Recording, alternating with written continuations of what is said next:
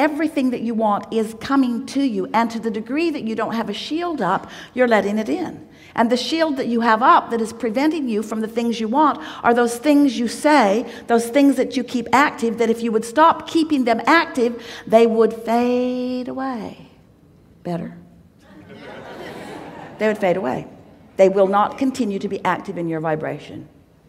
So that's the key. You got to care enough about how you feel that you don't say the things and think the things that aggravate you. So isn't that wonderful that you've got a guidance system that shows you when you're doing that thing you do that's keeping you from what you want?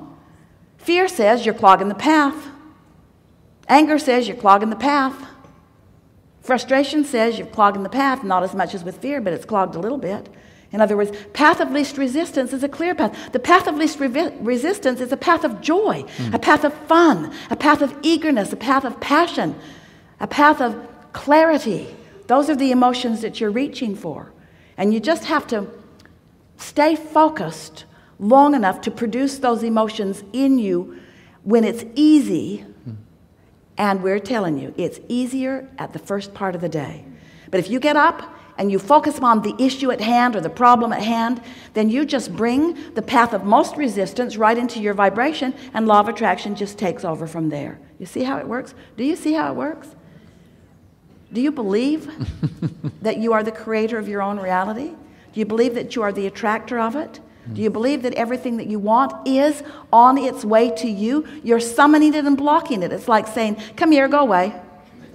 I want you, go away. I want you, but I don't believe you. That's what you do to your boyfriends too. I want you. I don't want you. But I want you, but I don't want you. But I want you, but I don't want you. But I want you, but I don't want you. Well, make up your mind. If you want it, then practice the thoughts of your desire. And desire feels good. Doubt feels bad, you see. So you all think you have to face reality. We should face reality, otherwise we'll just look stupid in this world, Abraham. If I act happy today when something bad's happening around the world, people will think I'm weird. Well, be weird then. Be weird. Be the one who's not all twirled up in that. Because most of this stuff that you're focused upon that has you feeling bad is not going to bring Ebola to your house. It's not going to bring it right to you. It's not going to bring a terrorist to your door. But what it is going to do is keep the money away that you've been wanting. What it is going to do is keep the clarity away. It's going to hold you in a place of sort of suspended animation where everything that you want is there ready to pop for you, but you're on a different channel. You're just not perceiving it. It's right there. You're just not perceiving it. And you know that because you've had the glorious experience of being on the wavelength where you got the idea. So how do these vibrations turn to the manifestations that you want? How does it happen? It comes vibrationally, and you are the interpreter of it, just like what's happening with Esther right now. We're offering these blocks of thoughts. It's like she's hardwired. She's interpreting the blocks of thoughts in a seamless way. The thoughts are occurring to Esther in real time as we are presenting the blocks of thought to Esther. She's receiving them real time, and that's what happens to you. You get an idea. Esther has begun really wanting and doing a pretty good job of acting on inspired thought in the moment that the inspired thought comes. When she gets a thought about calling someone, she calls right then. She doesn't write it down and put it on the list that she'll get to. She used to have a list, things to do today that really matter, things to do today that I might get to and I might not, things to do tomorrow if I have time, things that don't matter to me very much. And we say, all of those lists are irrelevant. Don't keep long lists of things that you think that you're going to get to. You are powerful in your now. Your path is unfolding now. That would be like you're walking down this path and it's a long drop off. And you're walking and you know where you want to be, and you have the impulse, I should go that way, not that way. And then you say, I'll make a note of it and tend to it later. No, don't write it down, tend to it now. Put your foot where it belongs. But the other thing that we want to say to you is that the path is coming to you. It's not a path that you're trying to discover. The path is at your feet. The question is, are you in the right vibrational vicinity so that you can see the path? Are you getting the impulse? How do these manifestations occur? The first manifestation that indicates your point of attraction, the first manifestation is your emotion. Your emotion. What could be a bigger manifestation than the way you feel? Really, when you think about it. Is there any bigger manifestation than the way you feel? And it's instantaneous. It's right here, right now, letting you know, how does this thought fit with who you really are? And if you feel anything less than wonderful, this thought right here and now does not fit at all. What's the next? What's the next manifestational evidence? Ideas start to occur to you. Ideas, thoughts. You start getting thoughts. You start getting our thoughts. You start getting thoughts. Now, we know where you are and we know where you want to be. But where you want to be, you're going to blow. If we told you what you want is right now, most of you would not go there. You'd have 15 or 20 reasons why you're not going to do that, not right now. So instead, we give you, say it more accurately. Instead, you translate it into the thought that you can perceive. In other words, you're translating into the thought of least resistance. Are you following this? You're translating into the thought of least resistance. For example, when Esther first met us, and Jerry was so excited about the information that he was receiving from Abraham through Esther. If Esther had known that she would be working every weekend, on the airplane a lot of her life, acting weird in front of lots of people, she would have made sure that didn't happen.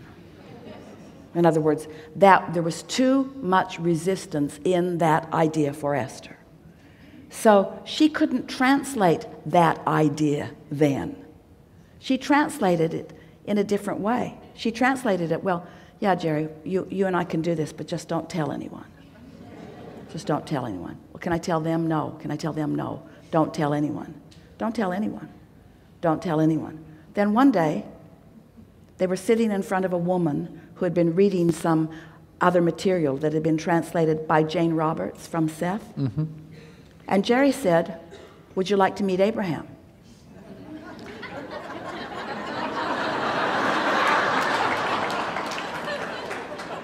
Esther wanted to kill him with her bare hands. She couldn't believe that he had put her on the spot like that. But the woman was so excited, and she said, yes, yes, yes. And they sat all afternoon. She talked with Abraham all afternoon. And it gave Esther an understanding that it wasn't so weird, that this woman didn't burn her at the stake. And so, path of least resistance. In other words, you let your good in to the degree that you can believe it. That's really what it comes down to. You let your good in to the degree that you can believe it. And so the path of least resistance is the path of beliefs through which you allow yourself to receive what you want. So let's back up. Do you know, do you accept, do you sort of kind of get? Let's be softer. Does it make sense to you? Can you feel our sincerity in? Do you believe that we believe? That you create your own reality? And that this is a vibrational universe, as in everything is vibrational. And that your thoughts project vibration. So your thoughts both do the asking and the allowing. So sometimes you think about what you want and you create it. But sometimes you think about what you don't have and you don't let it in. That really is all you need to know. So as you begin cleaning up your thoughts by caring about the way you feel, little by little, you reduce your level of resistance, which means you increase your level of allowance, which means more things begin to occur to you. So you have better timing. You get better ideas. Your impulses are better. Things around you start going better. But most of all, you feel really good more of the time, really good more of the time. And as you start putting the two together, that the better you feel, the better it goes, the better you feel, the better it goes, the better you feel, the better it goes. And then you are selfish enough to care about how you feel. So if you've got a friend who always brings you down, you start saying, hey, gotta go. If you've got a friend who you can't buck the current of that, you're not steady enough yet, If there are reports that you're reading and analysis of the finances of the world that are bothering you, then stop it. And some people say, well, that's like putting my head in the sand, like I'm not facing reality. And we say, exactly, exactly. Don't face the reality that produces within you a vibration that prevents you from your own well-being. That's really what it comes down to. That's what the art of allowing is. The art of allowing says, I've created it. It's coming to me. It wants me. I want it. I will find a way to allow it. And the path to allowing what I want is the path of happiness and joy and feeling good. Really good. Really good. Really good. Very good. We think this is a really good time for a segment of refreshment.